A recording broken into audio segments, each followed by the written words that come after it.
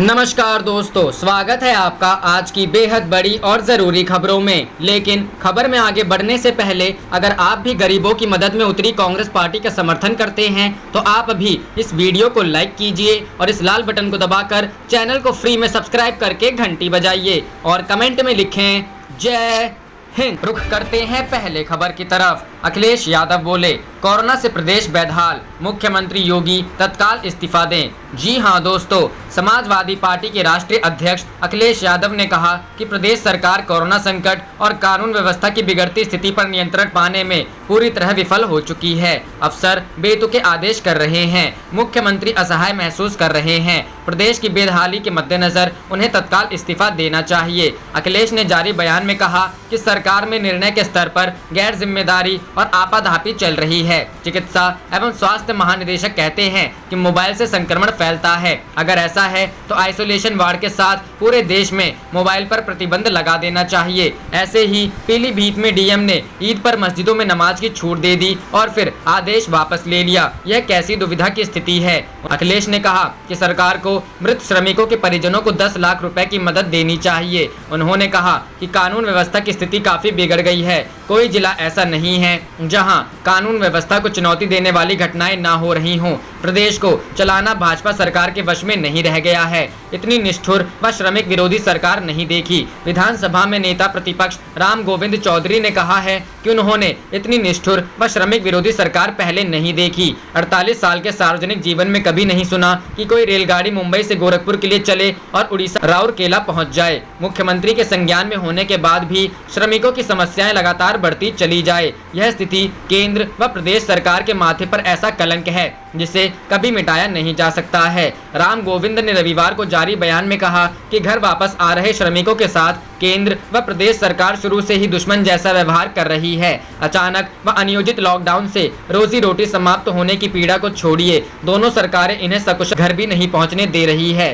Police उन्हें जगह जगह बेरहमी से पीट रही है। इस सरकार को एक क्षण के लिए सरकार में बने रहने का नैतिक अधिकार नहीं है।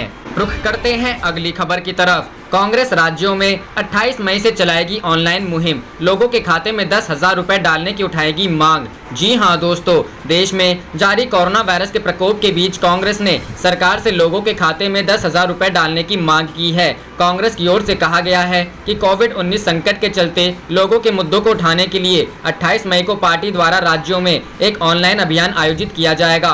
पार्टी की ओर से बताया गया कि वह इस अभियान में केंद्र सरकार से आयकर दायरे से बाहर के सभी परिवारों के खाते में तुरंत 10,000 रुपए ट्रांसफर करने की मांग को उठाएगी। बता दें, कांग्रेस के नेतृत्व में शुक्रवार को हुई विपक्षी दलों की बैठक में 11 सूत्रीय मांग रखी थी, जिसमें कि यह मांग उठाई गई थी। कांग्रेस सहित 22 विपक्षी दलों ने की थी बैठक। इससे पहले कांग्रेस ने शुक्रवार को 22 विपक्षी दलों के साथ देश में कोरोना संकट को लेकर विस्तृत चर्चा की और केंद्र सरकार पर अपनी जिम्मेदारी का निर्वहन करने में विफल रहने का आरोप लगाया। इसके साथ ही कहा कि इस समय नया एवं समग्र वित्तीय पैकेज घोषित करने, संसदीय कामकाज बहाल करने और राज्य सरकारों को पूरी मदद मुहैया कराने समेत कई महत्वपूर्ण कदम उठाने की जरूरत है। वहीं कांग्रेस के पूर्व अध्यक्ष राहुल गांधी ने भी बैठक में कहा कि अगर सरकार की ओर से गरीबों, मजदूरों, किसानों और सूक्ष्म लघु एवं मध्यम उपक्रमों की वित्तीय मदद नहीं की गई तो देश में आर्थिक तबाही हो जाएगी। विपक्षी दलों की बैठक में उन्होंने कहा कि केंद्र को राज्य सरकारों की मदद करनी चाहिए। विपक्षी दलों ने की थी 11 सूत्रीय मांग। कांग्रेस के नेतृत्व में इन दलों ने सरकार के समक्ष 11 सूत्री मांग रखते हुए कहा, आयकर दायरे से बाहर के सभी परिवारों को 6 महीने के लिए 7500 रुपए प्रति माह दिया जाए, 10,000 रुपए तत्काल दिए जाए और शेष 5 महीने में दिया जाए। उन्होंने कहा कि सभी जरूरतमंद लोगों को अगले 6 महीने के लिए 10 किलोग्राम प्रति माह अनाज दिया जाए। इसके साथ ही मनरेगा के तहत कामकाज के दिनों को 150 से बढ़ाकर 200 दिन किया जाए। इन दलों ने आग्रह किया प्रवासी कामगारों को उनके घर भेजने के लिए मुफ्त परिवहन सेवा मुहैया कराई जाए तथा विदेश में फंसे भारतीय छात्रों और नागरिकों को वापस लाने का इंतजाम किया जाए। कोविड-19 की जांच, संक्रमण, स्वास्थ्य ढांचे और संक्रमण रोकने के उपायों को लेकर सटीक जानकारी मुहैया कराई जाए। श्रम कानूनों में बदलाव सहित सभी एक तरफा नीतिगत निर्णयों को बदला जाए। उन्होंने कहा, किसानों से रबी की उपज को MSP के मुताबिक खरीदा जाए तथा खरीफ की फसल के लिए किसानों को बीज, उर्वरक और दूसरी सुविधाएं दी जाएं। कोरोना महामारी से अग्रिम मोर्चे पर लड़ रही राज्य सरकारों को उचित धन मुहैया कराया जाए। अगर लॉकडाउन से बाहर निकलने की कोई रणनीति है तो उसके बारे में स्पष्ट रूप से बताया जाए। इन दलों ने कहा कि संसदीय कामकाज और समितियों की बैठक बहाल कराई जाए। रुख करते हैं अगली खबर की तरफ। हाई कोर्ट की टिप्पणी को लेकर आप सांसद का भाजपा सरकार के गुजरात मॉडल पर तंज। जी हां दोस्तों, कोरोना संक्रमण और गुजरात के हेल्थ इंफ्रास्ट्रक्चर पर गुजरात हाईकोर्ट की तल्ख टिप्पणी को लेकर आप सांसद संजय सिंह ने अब भाजपा सरकार के गुजरात मॉडल पर तंज कसना शुरू कर दिया है। सिंह ने कहा है कि गुजरात मॉडल का गुणगान करने वाली भाजपा को जनता के सामने आकर जवाब देना चाहिए कि आखिर गुजरात के सिविल अस्पताल काल कोठरी क्यों बन गए हैं। क्यों 49 रुपए में खरीदा जाने वाला N95 मास्क 65 रुपए में बेचकर दलाली और भ्रष्टाचार किया जा रहा है। सिंह ने कहा कि गुजरात उच्च न्यायालय ने तल्ख टिप्पणी देते हुए कहा कि गुजरात के सिविल अस्पताल काल कोठरी से भी बदतर हालात में हैं। गुजरात में PPE किट और वेंटिलेटर्स जैसी सुविधाओं का घोर अभाव है। गुजरात हाईकोर्ट ने कहा है कि गुजरात की स्वास्थ्य सेवाएं डूबता हुआ टाइटैनिक जहाज है। आप सांसद ने कहा कि गुजरात में 25 सालों से भाजपा की सरकार है। जिस गुजरात मॉडल के नाम पर भाजपा चुनाव लड़ती है, आज उस मॉडल का चेहरा देश के सामने बेनकाब हुआ है। गुजरात में कोरोना से मृत्यु दर देश से ज्यादा है। गुजरात हाईकोर्ट ने खुद माना है कि वहां की स्वास्थ्य सेवा बुरी तरह फेल हुई है। रुख करते हैं अगली खबर की तरफ। 28 मई तक लू से राहत नहीं, इस दिन मौसम लेगा करवट, यहाँ होगी झमाझम बारिश। जी हां दोस्तों, भारतीय मौसम विज्ञान विभाग ने सोमवार को कहा कि उत्तर भारत के अनेक हिस्सों में 29-30 मई को धूल भरी आंधी चलने और गरज के साथ छींटे पड़ने की संभावना है, जिससे लू के प्रकोप से राहत मिल सकती है। दिल्ली, राजस्थान, हरियाणा, पंजाब और उत्तर प्रदेश के कुछ हिस्सों में पिछले कुछ दिन से जबरदस्त गर्मी है और कहीं कहीं तो तापमान 45 डिग्री सेल्सियस के ऊपर तक जा रहा है। IMD ने रविवार को उत्तर भारत के लिहाज से 25-26 मई के लिए रेड अलर्ट जारी कर दिया है, जहां लू का प्रकोप अपने चरम पर हो सकता है। IMD के क्षेत्रीय मौसम विज्ञान विभाग के प्रमुख कुलदीप श्रीवास्तव ने कहा कि पश्चिमी विक्षोभ और पूर्वाई हवाओं के कारण दिल्ली, हरियाणा और उत्तर प्रदेश में 29-30 मई को धूल भरी आंधी चलने तथा गरज के साथ छींटे पड़ने की संभावना है। श्रीवास्तव ने कहा कि इस अवधि में हवा की रफ्तार करीब 50 से 60 किलोमीटर प्रति घंटे हो सकती है, जिससे भीषण गर्मी से राहत मिलेगी। पश्चिमी विक्षोभ तक एक चक्रवाती तूफान है जो भूमध्य सागर से पैदा होकर मध्य एशिया में से गुजरता है। हिमालय के संपर्क में आने पर इससे पहाड़ों और मैदानों पर बारिश होती है। IMD ने अपने दैनिक बुलेटिन में कहा कि हरियाणा, चंडीगढ़, दिल्ली, राजस्थान, पूर्वी मध्य प्रदेश और विदर्भ में कुछ हिस्सों में लू चल सकती है। वहीं कुछ स्थानों पर प्रचंड लू के थपेड़े महसूस किए जा सकते हैं। अगले 2-3 दिन में पंजाब, छत्तीसगढ़, ओडिशा, गुजरात, मध्य महाराष्ट्र, मराठवाड़ा, आंध्र प्रदेश, तेलंगाना, बिहार और झारखंड में कुछ स्थानों पर लू चलने की संभावना है। IMD ने अपने दैनिक बुलेटिन में कहा, उत्तर पश्चिमी भारत, मध्य भारत के मैदानी भागों और इससे लगे पूर्वी भारत के आंतरिक हिस्सों में शुष्क उत्तर पश्चिमी हवाएं चलने से 28 मई तक इन क्षेत्रों में लू चलने की संभावना है, जो 25 और 26 मई को अपने प्रचंड रूप में रह सकती है। रुख करते हैं अगली खबर की तरफ। प्रियंका गांधी ने कोरोना के आंकड़ों पर योगी सरकार को घेरा। जी हां दोस्तों, कांग्रेस महासचिव और यूपी प्रभारी प्रियंका गांधी ने सोमवार को प्रदेश की भाजपा सरकार पर हमला बोला। उन्होंने कोरोना को लेकर सरकार के आंकड़ों पर सवाल उठाते हुए टेस्टिंग, संक्रमण और इससे निपटने के आंकड़े जनता से साझा करने के लिए कहा है। उन्होंने मुख्यमंत्री योगी आदित्यनाथ के एक वीडियो के साथ ट्वीट कर कहा कि उत्तर प्रदेश के मुख्यमंत्री का यह बयान सुना। सरकार के आंकड़ों के अनुसार लगभग 25 लाख लोग यूपी वापस आ चुके हैं। मुख्यमंत्री के बयान के आधार पर इनमें से महाराष्ट्र से लौटे हुए 75%, दिल्ली से लौटे हुए 50% और अन्य प्रदेशों से लौटे 25% लोग कोरोना से संक्रमित हैं। प्रियंका गांधी ने कहा कि यदि ऐसा है तो इतने कम टेस्ट क्यों हो रहे हैं? क्या मुख्यमंत्री का मतलब है कि उत्तर प्रदेश में 10 लाख से अधिक लोग कोरोना से संक्रमित हैं, मगर उनकी सरकार के आंकड़े तो संक्रमण की संख्या 6228 बता रहे हैं। कांग्रेस महासचिव ने पूछा है कि उनके द्वारा बताए गए संक्रमण के आंकड़े का आधार क्या है? लौटे हुए प्रवासियों में संक्रमण का यह प्रतिशत आया कहां से? या ये आंकड़े उत्तर प्रदेश सरकार के अन्य आंकड़ों की तरह ही अप्रमाणित और गैर जिम्मेदार है? उन्होंने कहा कि मुख्यमंत्री के बयान में सच्चाई है तो सरकार पूरी पारदर्शिता के साथ टेस्टिंग, संक्रमण के डेटा और अन्य तैयारियों को जनता से साझा करे और यह भी बताएं कि संक्रमण पर काबू पाने की क्या तैयारी है। रुख करते हैं अगली खबर की तरफ।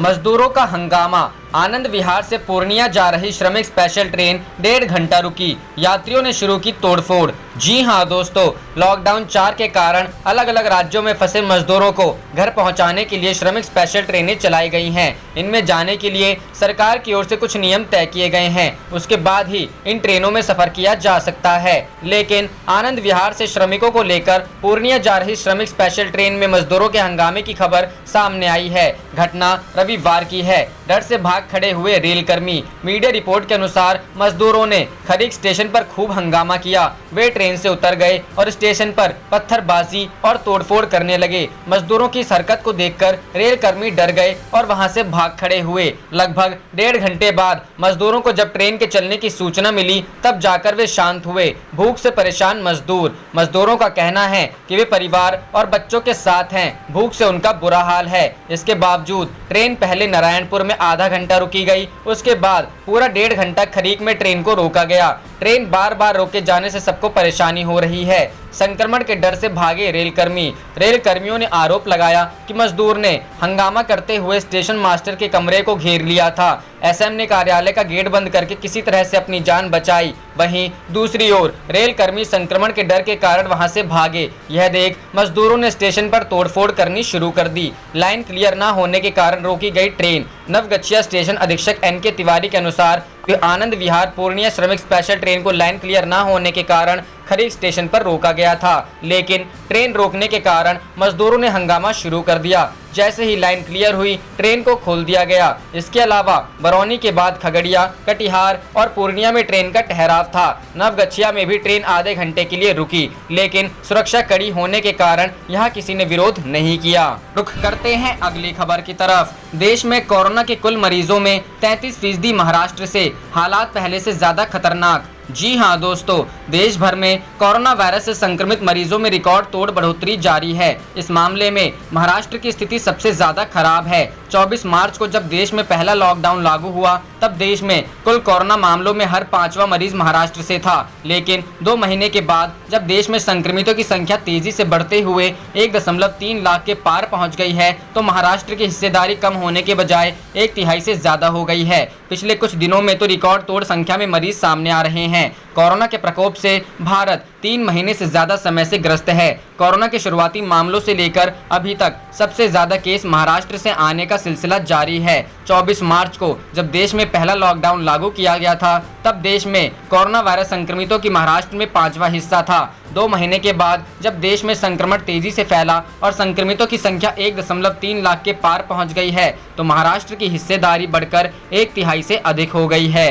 रुख करते हैं अगली खबर की तरफ। मध्य प्रदेश ग्वालियर में लगे ज्योतिरादित्य सिंधिया के पोस्टर, लिखा तलाश गुमशुदा जनसेवक की। जी हां दोस्तों, मध्य प्रदेश के ग्वालियर में इस साल के शुरू में भाजपा में शामिल होने के लिए कांग्रेस छोड़ने वाले ज्योतिरादित्य सिंधिया के मिसिंग पोस्टर लगाए गए। पोस्टर में तलाश गुमशुदा जनसेवक की लिखा गया है। पोस्टर में भाजपा नेता को ढूंढने वालों को 5,000 रुपए नगद इनाम देने की भी घोषणा की गई है। मार्च में सिंधिया कांग्रेस छोड़ने के बाद भाजपा में शामिल हो गए। बाद में 22 कांग्रेस विधायकों ने मध्य प्रदेश में सरकार बनाने के लिए भाजपा में शामिल होकर कांग्रेस से अपना इस्तीफा दे दिया। खबर है कि पोस्टर लगाने की खबर लगते ही सिंधिया समर्थक बीजेपी नेता नदी और महल गेट पहुंचे और यहां लगे पोस्टर फाड़ कर फेंक दिए। इसके बाद सिंधिया समर्थक बीजेपी जिला अध्यक्ष कमल माखीजनी के साथ झांसी रोड थाने पहुंचे। समर्थकों की शिकायत के बाद पुलिस ने मामले में संज्ञान लिया और पोस्टर लगाने के वायरल हुए वीडियो के आधार पर धारा 144 के उल्लंघन का मामला दर्ज कर लिया। बता दें कि कांग्रेस से बगावत कर सिंधिया और उनके समर्थक 22 विधायकों ने बीजेपी ज्वाइन की और कमलनाथ सरकार गिर गई। अब प्रदेश में कुल 24 सीटों पर उपचुनाव होना है। यह विधानसभा उपचुनाव राज्य की सियासत के लिहाज से काफी महत्वपूर्ण माना जा रहा है, क्योंकि राज्य की सत्ता पर काबिज पार्टी के पास बहुमत के लिए 116 विधायकों का होना जरूरी है और इस समय भाजपा के पास 107 ही विधायक हैं। इसलिए इस उपचुनाव में भाजपा के लिए कम से कम 9 सीटें जीतनी जरूरी है। कांग्रेस अब तक यही मानकर चल रही थी कि इन सभी 24 स्थानों पर उसका भाजपा से सीधा मुकाबला होगा और दल बदल करने वाले उम्मीदवारों को चुनाव के दौरान जनता को जवाब देना मुश्किल हो जाएगा। इस स्थिति का लाभ कांग्रेस के उम्मीदवारों को मिल सकेगा। रुख करते हैं अगली खबर की तरफ। लॉकडाउन में क्रिकेट खेलने हरियाणा पहुंचे दिल्ली भाजपा प्रदेश अध्यक्ष मनोज तिवारी। सोशल डिस्टेंस की उड़ी धज्जियां। जी हां दोस्तों, लॉकडाउन के बीच रविवार को दिल्ली भाजपा प्रदेश अध्यक्ष मनोज तिवारी शेखपुरा में क्रिकेट स्टेडियम में संचालकों के बुलावे पर पहुंचे। इस दौरान उन्हें क्रिकेट मैच भी खेला। आरोप है कि उन्हें इस दौरान सोशल डिस्टेंसिंग की धज्जियां उड़ाई, ना उन्होंने मास्क पहन रखा था। आप देख रहे थे आपका अपना चैनल जय हिंद जय भारत।